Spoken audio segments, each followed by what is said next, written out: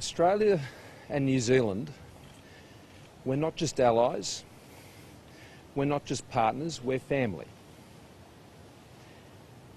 And as family members with our New Zealand cousins today, we grieve, we are shocked, we're appalled, we are outraged, and we stand here and condemn absolutely the attack that occurred today by an extremist, right-wing, violent terrorist that has taken the lives, stolen the lives, in a vicious, murderous attack that has claimed so many New Zealanders. This attack reminds us of the evil that is ever present and would seek to strike out at any time. And I particularly want to convey my heartfelt sympathies not only to all of the New Zealand people,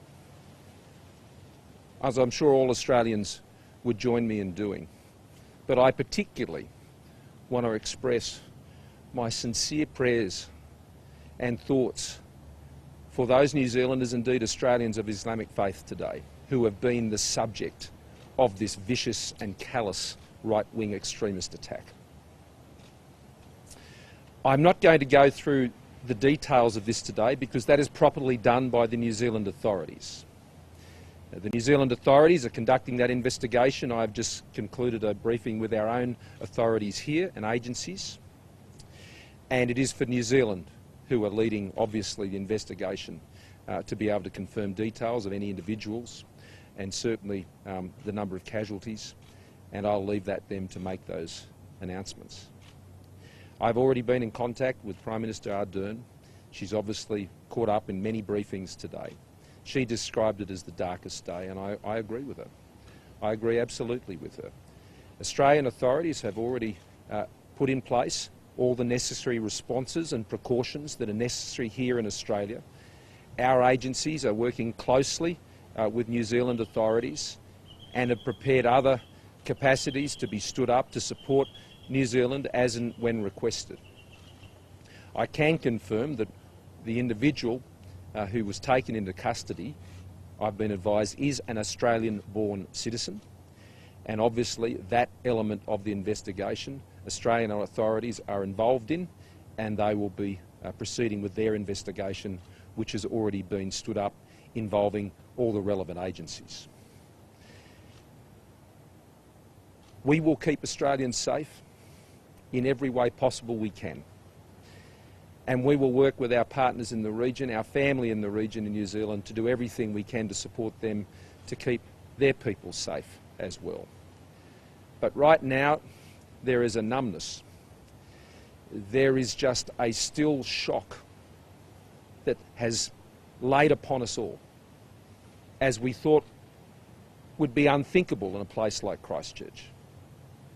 But it has happened. And it is such a sad and devastating reminder of the evil that can be ever present about us.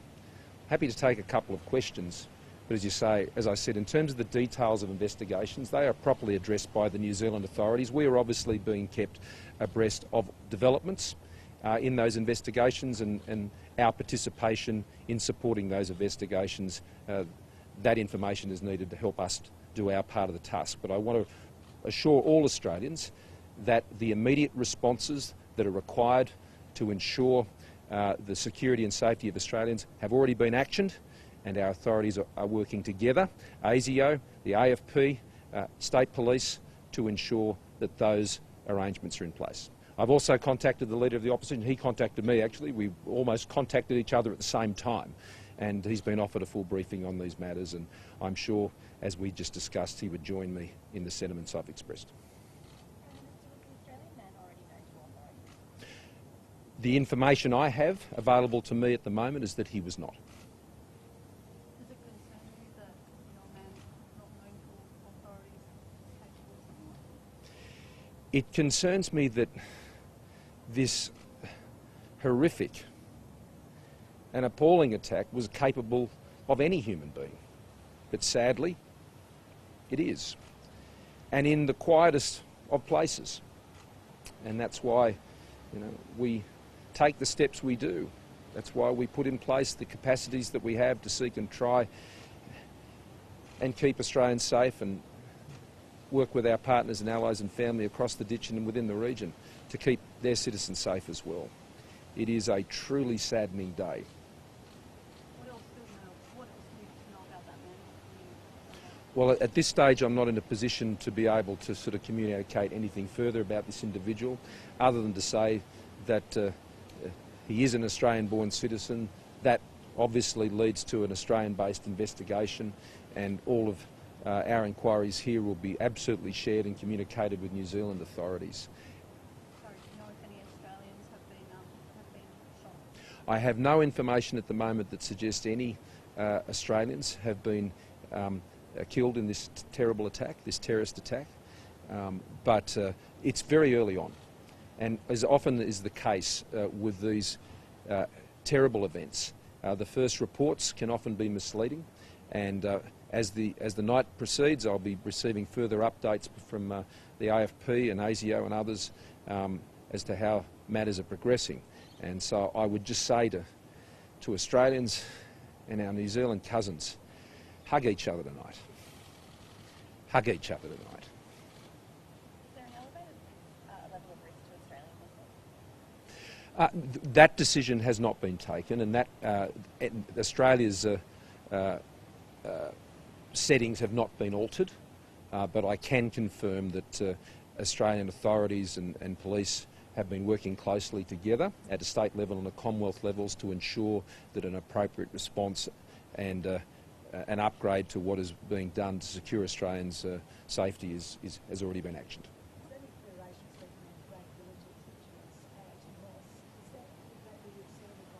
Oh, I think that's a responsible action. I do know in New Zealand that some very and even more specific warnings have been provided, as you'd expect, in New Zealand.